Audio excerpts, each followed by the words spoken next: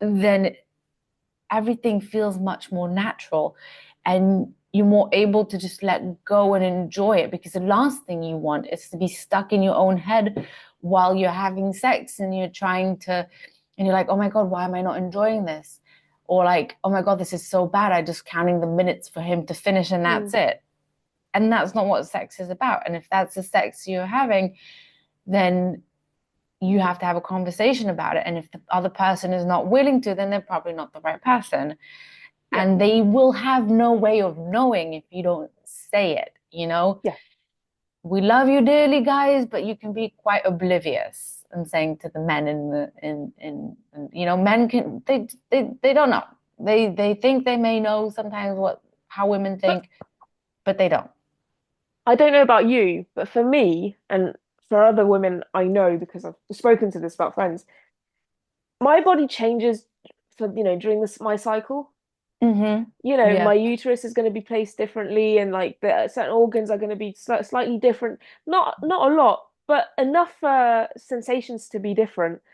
And so, especially with JT, because the more, the more I grow, the better I am at communicating these things.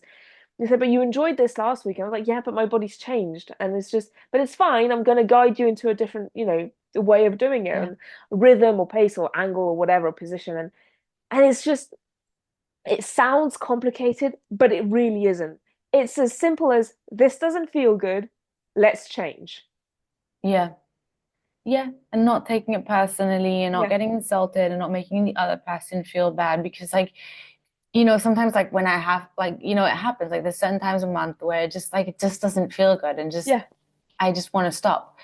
And you know, if if Zev would have made me feel bad about it or made me feel like there's something wrong with me because I can't, you know, because I don't want it like I did last time, then you know, it would have been a red flag and it would have been something problematic, because you know you want a partner who's gonna, you know, be completely fine with it. It's okay, not, you know, and when you have open communication about it, then you know, again, the person gets you and you get yourself better. Yeah. Yeah, completely right. The thing you said about made me feel bad about it, like really flashback to my first boyfriend, who Yeah. would make me feel bad about not wanting to do anything with him. And I keep thinking sometimes, thinking about, I says, well, sexual trauma and things, and just reflecting about how sometimes things are quickly exaggerated and other times they're really quickly diminished and things like that. And Mhm. that was really horrible. That was really like any time I would say no, he'd make me feel so bad about it. Um, and it's terrible. And I think to everyone listening, I said to the guys, don't, well, to anyone, don't make anyone feel bad ever about not wanting sex. Yeah. I think this is, beating a dead horse with a stick, because people say it so much, but it is so important. But also keeping in mind, like, if you're a girl and in your 20s, the conversation isn't going to be as easy as if you're in your 30s, only because open-mindedness is evolving. Like JT and I, we were talking about, there's this part of us like we would have loved to have met 7, 10, 12 years ago and have been together for all that time. But then when we have this romantic, what would we have done and blah blah blah. But actually, when we talk about it deep, it's like we would have, if we met 10 years ago, It we wouldn't would have have worked. never in a Yeah. million years. We were different. Like I was so different, he was so different. It was just we would not have been attracted to each other. And all this to say that, the way that we talk about sex today, he and I, especially, so the last few episodes I've been talking a lot about my pregnancy, but I think it's slightly more fitting than other episodes.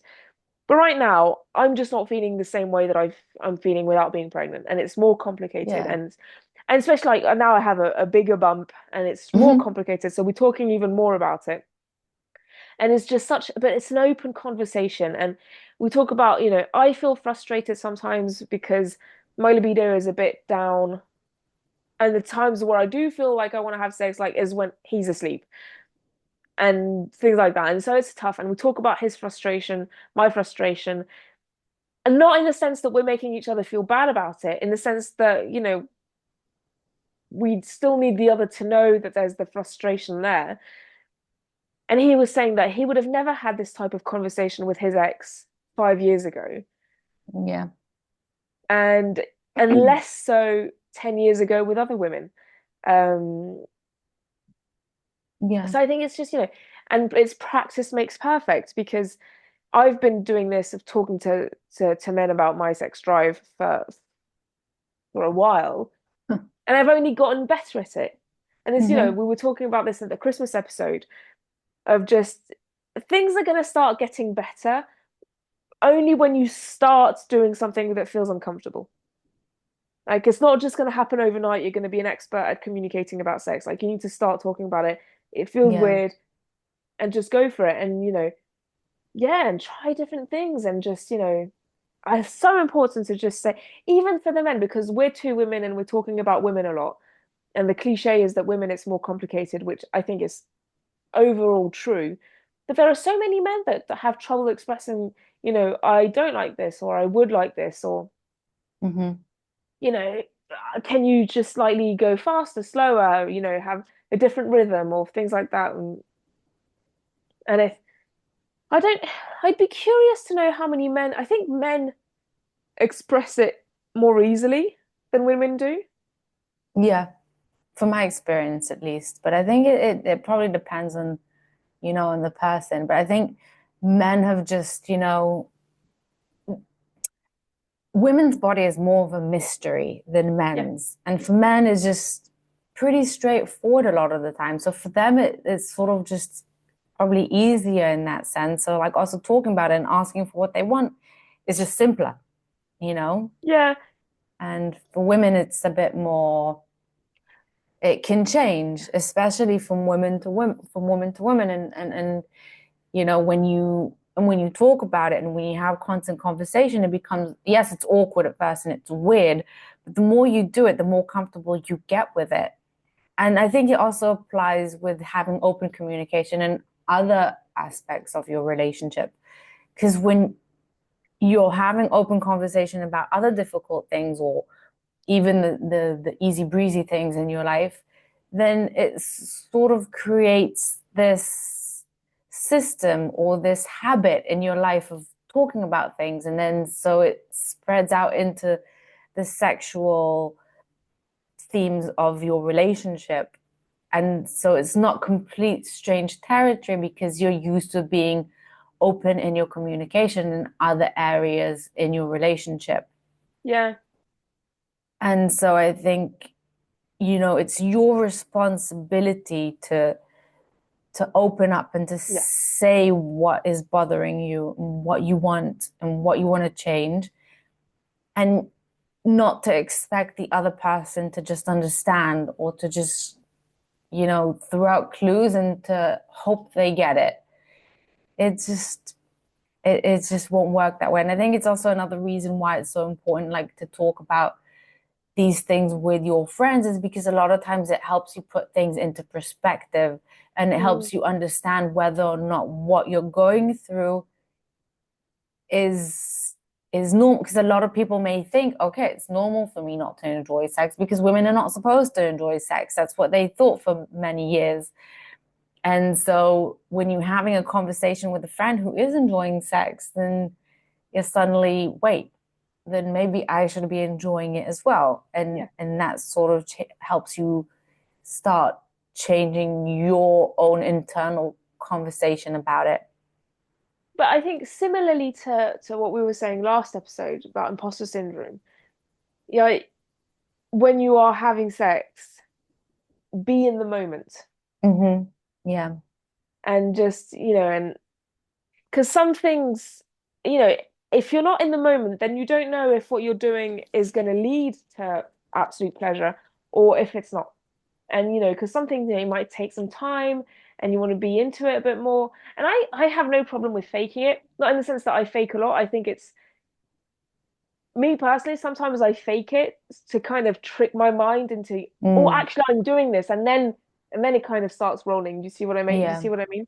Not faking it in the sense that, okay, I'm done, let's stop, but just kind of like, maybe I need a bit of a push because I feel that Yeah. I'm not, I'm thinking about the laundry or about work and things like that, and I just need a bit of a, Yeah. oh, this way.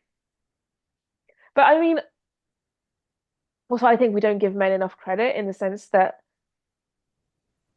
if we tell the men in our lives what we want, I think they'll just happy to oblige.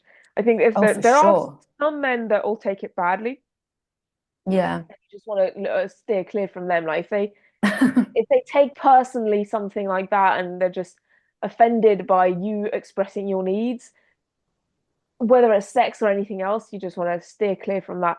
But I think any man that's worth anything, if you tell him um or even guide him into a certain positional rhythm or whatever, I think he's going to find that extremely hot.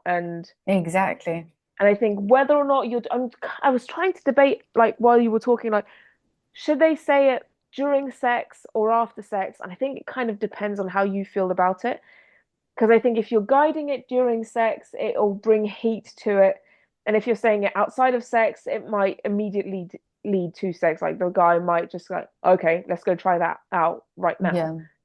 I think it's something Um, that needs to come up at both points at some yeah, time or rather. So, it's definitely kind of figure out what feels most comfortable for you, and then do it. Even though like you both might feel really uncomfortable, but one is a bit easier than the other. I think personally, I would. Yeah, I can't really remember how I started off with these conversations, but I think I started expressing the needs during sex, yeah. and then realizing that it was greeted like received really well. Then I was able to Yeah. kind of make it like a conversation topic. Yeah. I would say that it's probably even easier during sex because you're sort of on this high. It's a bit like when you're tipsy Yeah, or drunk and you're sort of less yeah, thinking about it. So it's like much easier to just blurt it out, like things that, yeah, you know, yeah. I would agree. I would yeah. agree. So, yeah, I think with the right person, though, then with the right person, you feel more comfortable. And with the right person, they also want you, they want to give you more and they get off from Yeah, your pleasure. Like, yeah, there's, and if they don't, then maybe you're not the right person for them. And they're definitely not the right person for you. And you want to find that person that, yeah, A, you can have these conversations with in bed or out of bed and in general and B, that you can feel comfortable expressing yourself with, and C, they want to pleasure you. They it makes them feel good when you feel good because of something they did, you know? yeah, yeah. It's So a team effort, it is a team effort. And it's and fun when you do it yeah, right. It can be so much fun and it can be yeah, just like it adds, I think also having a good sex life adds so much to your relationship in general. And it bonds you in a unique way. And something about sex, which is so intimate, is just, it connects you and it helps you. I think it's when our chemistry with a person is most alive and you're just coming together and you're with each other, just the two of you at your most vulnerable and most intimate. And it's just like this experience of like, it's like sort of the equivalent of going on a date with each other mm, where you're spending quality time together. It's the same kind of thing, just in a different aspect.